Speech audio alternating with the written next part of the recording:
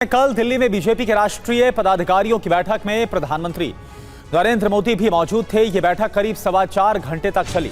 प्रधानमंत्री नरेंद्र मोदी ने एक एक करके सभी 65 राष्ट्रीय पदाधिकारियों से बात की, मुलाकात की।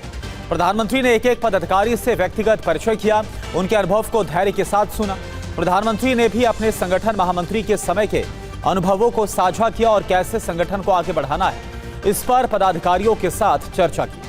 इस बैठक में मौजूद UEM जयपुर एक आदर्श लक्ष्य है। भावी छात्रों के लिए अच्छी नौकरी, भविष्य के लिए तैयार कौशल के साथ अच्छी शिक्षा। सोर्सेस के मुताबिक प्रधानमंत्री पूरी तरह से संगठन मंत्री के तौर पर नजर आए।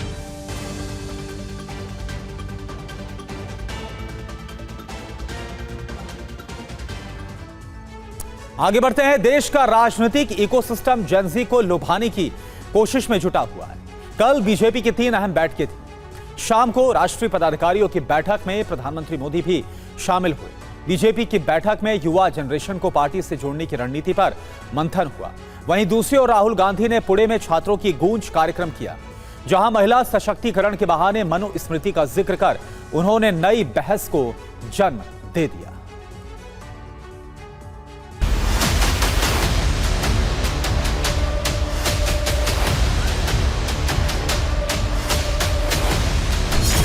एक तरफ था दिल्ली में नितिन नवीन की नई टीम का मंथन, जिसमें प्रधानमंत्री नरेंद्र मोदी नए पदाधिकारियों से मिले और उन्हें संगठन को मजबूत बनाने का मंत्र दिया। तो वहीं दूसरी तरफ था दिल्ली से करीब 1500 किलोमीटर दूर पुणे में छात्रों की गूंज कार्यक्रम, जिसमें राहुल गांधी छात्राओं से मिले और बताया कि छात्रों को आजाद होना क्यों जरूरी है। दिल्ली में नए पदाधिकारियों की 3 सत्रों में बैठकें हुई। 3 दिन की आखिरी बैठक में प्रधानमंत्री नरेंद्र मोदी पार्टी मुख्यालय पहुंचे। अध्यक्ष नितिन नवीन ने उनका स्वागत किया। प्रधानमंत्री ने पूरे हॉल में मौजूद सभी 65 पदाधिकारी से बातचीत की, उनका परिचय पूछा। प्रधानमंत्री ने उनके साथ अपने अनुभव भी साझा किए। करीब 4 घंटे 15 मिनट चली इस बैठक में प्रधानमंत्री ने संगठन को आगे बढ़ाने का मंत्र दिया। नए पदाधिकारियों से बातचीत में पीएम का फोकस मुख्यतः 3 बातों पर केंद्रित रहा। पहला, नए विचार, दूसरा, मजबूत संगठन और लोगों से गहराई से जुड़ा। 17 अगस्त को बीजेपी के राष्ट्रीय अध्यक्ष नितिन नवीन की लीडरशिप वाली नई टीम का ऐलान हुआ और ये पहली बार है जब नए पार्टी पदाधिकारियों ने पार्टी अध्यक्ष और प्रधानमंत्री मोदी के साथ मीटिंग की। इस बैठक में पीएम मोदी ने संगठन को मजबूत करने को कहा, साथ ही जनसंपर्क बढ़ाने पर भी जोर दिया। पदाधिकारियों को नए विचार और दृष्टिकोण के साथ आगे बढ़ने को कहा गया। युवाओं और नए वर्गों तक पहुंच बढ़ाने पर विशेष फोकस के साथ आगे बढ़ने का संदेश दिया गया। इस वक्त सबसे ज्यादा हॉट टॉपिक है जेन ज़ी। जेन ज़ी को अपने पक्ष में मोड़ने के लिए बीजेपी ने कई तैयारियां की हैं। बीजेपी जेन ज़ी के बीच युवा संवाद अभियान चलाएगी। पार्टी का मुख्य फोकस 14 से 25 साल के युवाओं पर होगा। बातचीत और चर्चा के जरिए बीजेपी युवाओं से जुड़ने की रणनीति पर काम कर रही है।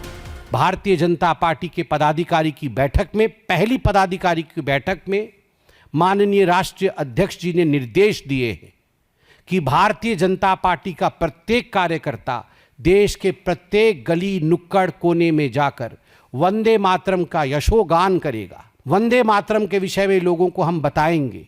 वंदे मातरम को लेकर जिस प्रकार की कुलछित राजनीति कांग्रेस पार्टी कर रही है, उसको लेकर हम आंदोलन खड़ा करेंगे। वहीं राहुल गांधी पुणे में छात्रों की गूंज कार्यक्रम में पहुंचे। यहां उनका पूरा फोकस महिलाओं की आजादी और पितृसत्ता का मुद्दा रहा। राहुल ने छात्राओं से कहा कि वे डरे नहीं, अपनी आवाज बुलंद करे और अपने लिए लड़े। इस दौरान राहुल ने 5 लड़कियों से बातचीत भी की। महिलाओं पर अत्याचार के बहाने राहुल गांधी ने इशारों में मनुस्मृति वाली सोच पर निशाना साधा। उन्होंने कहा कि महिलाओं को दबाने के लिए एक माइंडसेट है और वो है मनुस्मृति वाला mindset. Manusmriti which says in childhood a female belongs to her father, in youth she belongs to her husband, when her lord is dead she belongs to her sons. A woman must never be independent. This is a direct quote from the Manusmriti. And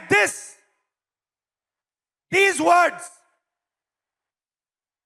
are a shame, because these words should never ever have been spoken.